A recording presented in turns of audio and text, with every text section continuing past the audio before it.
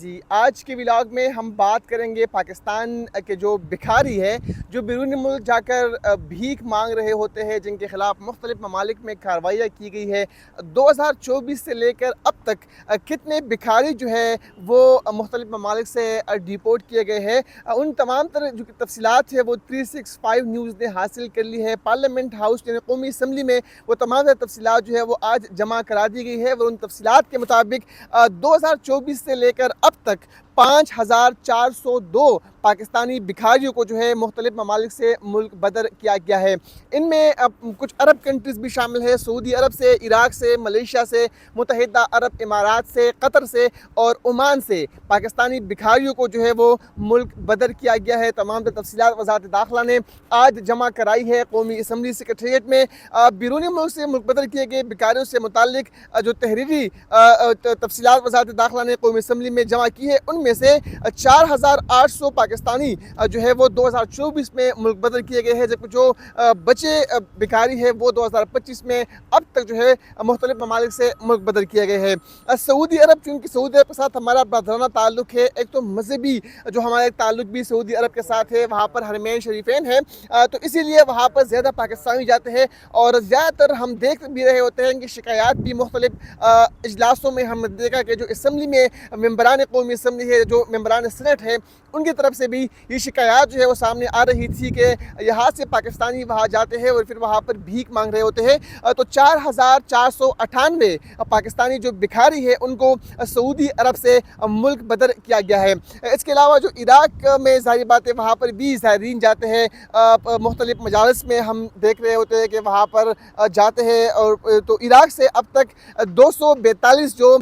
بھکاری ہے پاکستانی وہ وہاں سے ملک بدر کیے گئے ہیں۔ ملیشیا کے ساتھ پاکستان کے برادرانہ تعلق ہے، وہاں پر بھی محنت مزدوری کے لیے پاکستانی جاتے ہیں، وہاں سے بھی 55 پاکستانی بھکاریوں کو ملک بدر کیا جا چکا ہے 2024 سے لے کر اب تک، جبکہ متحدہ عرب امارات سے 49 پاکستانی بھکاریوں کو ملک بدر کیا جا چکا ہے۔ 2025 کی اگر ہم بات کر لیں تو 2025 میں 552 بھکاریوں کو جو ہے وہ ملک بدر کیا جا چکا ہے، جبکہ 2025 میں ہی سعودی عرب سے صرف 535 بھکاریوں کو ملک بدر کیا گیا ہے، ان بھکاریوں کو پاکستان واپس بھیجا گیا ہے۔ اس کے علاوہ 2025 میں متحدہ عرب امارات سے 9 پاکستانی بھکاریوں کو جو ہے ملک بدر کیا گیا ہے، عراق سے 5 پاکستانیوں کو 2025 میں ملک بدر کیا گیا ہے۔ میرے عقب میں جو عمارت ہے قومی اسمبلی کی، اس میں آج یہ تمام تفصیلات جو ہے وہ پیش کر دی گئی ہے۔ ایوان کے اندر بھی ہم نے دیکھا جب ہماری بات ہوئی مختلف اراکین قومی اسمبلی سے، اراکین پارلیمنٹ سے، تو انہوں نے بھی اس چیز پر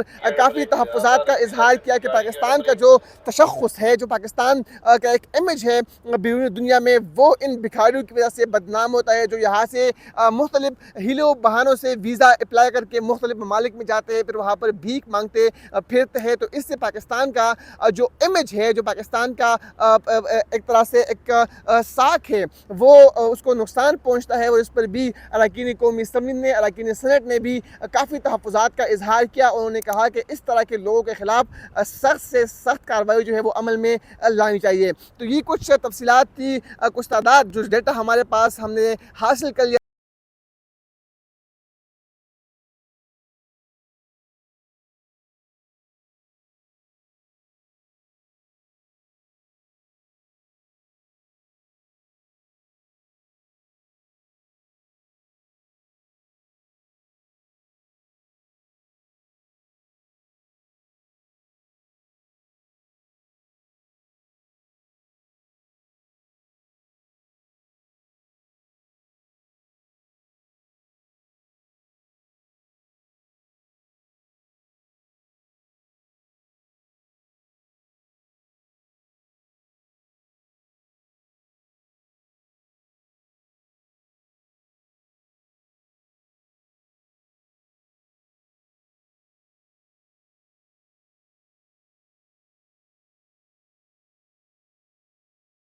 دیکھیں جی، کل اس پہ بہت بحث بھی ہوئی۔ ہمارے جو سینئر پارلیمنٹیرینز تھے، شازیہ مری صاحبہ، خورشید شاہ صاحبہ نے اور نوید قمر صاحب نے اس پہ بڑا زور دیا کہ یہ جو مشاورتی بل ہے اس پہ ہماری جو ہے نگرانی ہونی چاہیے، جو پی ایس ڈی پی چل رہا ہے اس پہ ٹرانسپیرنسی ہونی چاہیے، اکاؤنٹیبلٹی ہونی چاہیے۔ ہمیں پتہ چلے کہ हो क्या रहा है हमारे हवाले से, क्योंकि पिछले साल में भी आपको शायद याद होगा कि इसी पॉइंट पर पीपल्स पार्टी और नून लीग के दरमियान कुछ मसले पैदा हुए थे। तो लिहाजा इस दफ़ा हमने इस बिल की सूरत में ये पेश करने की कोशिश की और ये कोशिश की कि इंश्योर रहे कि पीएचडीपी ट्रांसपेरेंट हो और अकाउंटेबिलिटी हो, और जो हमारे तजावीज़ हैं ख़ास तौर पर सिंध और बलूचिस्तान के हवाले से वो इस पीएचडीपी में डाला जाए। लेकिन कल इस पे बहस हुई तो उन्होंने कहा कि हम इसको कमेटी में रेफ़र करते हैं, लेकिन हमने ये मौक़िफ़ ज़रूर रखा कि आइंदा अगर ये बिल हमारा पास नहीं होता और इसके सामने हर्डल्स डाले जाते हैं तो आइंदा जो भी हुकूमती बिल होगा हम उसके सामने हर्डल्स डालेंगे। हर्डल्स डालने की वजूहात क्या है हुकूमत की तरफ से, क्यों इस तरह की हर्डल्स?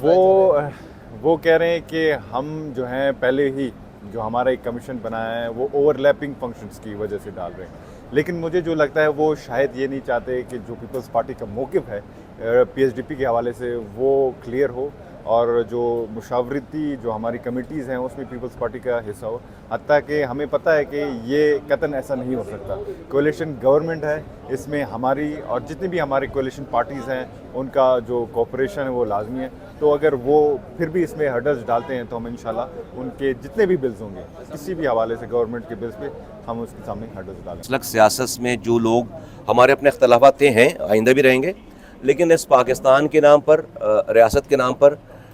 जिस तरह से कौम, जो दुश्मन को ये गुमान शायद नहीं था, वो समझ रहे थे कि हम इसी तरह से जो है बटे रहेंगे, जिस तरह से हम एक हुए हैं और अपनी मुसल्लह अफवाज के साथ, अपनी रियासत के साथ, अपनी हुकूमत के साथ खड़े हुए हैं,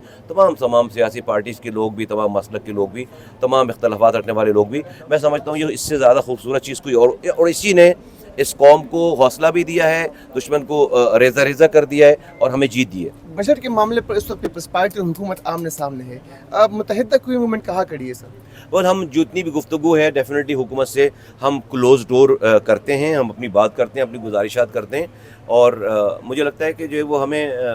हम आमने सामने नहीं, हमारे कोई इख्तलाफात होते हैं, हम बैठ कर बात करते हैं। सिंध के अवाम के लिए क्या लेके आएंगे सर बजट में? देखिए, सिंध के अवाम के लिए हमने अभी जो पिछला भी बजट था, हमने हमारे पास तो MNAs ही है ना, MNAs के पास तो एक महदूद फ़ंड होता है, प्रोविंशियल गवर्नमेंट का काम है, प्रोविंशियल गवर्नमेंट में हम नहीं हैं, लोकल गवर्नमेंट का काम है, लोकल गवर्नमेंट में हम नहीं हैं। यहाँ से हमने जो तकरीबन 25 अरब रुपये, 15 अरब रुपये कराची के लिए, 10 अरब रुपये जो है वो हैदराबाद के लिए ये अप्रूव हुआ था, उसकी PC1 जमा हुई है MNAs के ज़रिए। और इसके अलावा जो हमारे पास ये मिनिस्ट्री है, इंशाअल्लाह ताला आप अभी देखेंगे बजट में कि हम जो भी फेडरल गवर्नमेंट की डिस्पेंसरीज थी हम उनको डे केयर हॉस्पिटल में कन्वर्ट कर रहे हैं। वज़ीर आज़म साहब ने जो यहाँ पे एक जिना मेडिकल कॉम्प्लेक्स बना रहे हैं, इसकी जो है वो एक जिना मेडिकल कॉम्प्लेक्स कराची मैंने सैटेलाइट उन्होंने जो है बहुत मेहरबानी की, उसको अप्रूव किया, हम जगह ले रहे हैं हम इंशाअल्लाह बहुत बड़ा वहाँ पे एक हॉस्पिटल बनाने जाएंगे। Thank you.